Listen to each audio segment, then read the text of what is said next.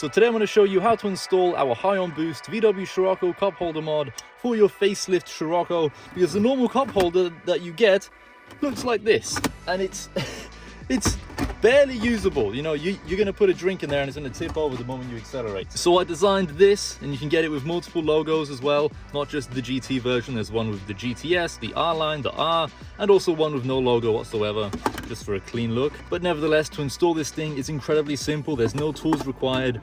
All you're going to need to do is slot that into the bottom compartment just there. So that's underneath now. Then we're going to slot the other half in underneath this. Once you've done that, we're going to push the cup holder mod to hook the top piece here over the cup holder. Then we're going to do the same for the other side, just like that.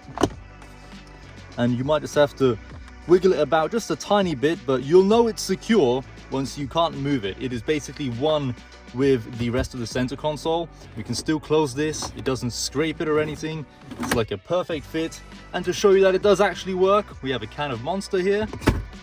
Look at that. There is now zero chance that this is going to tip over while you drive. It's secure enough to hold a can of Monster for you, no problems whatsoever. And the other compartment can hold a 250 milliliter can of Red Bull really securely as well. As you can see, that fits there really snug. But if you don't want Red Bull, you can fit some chewing gum in there. That sits in there good. You can do some mints. They can sit in there nicely.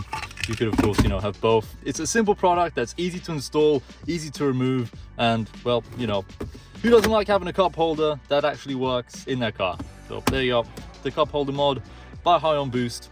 Enjoy.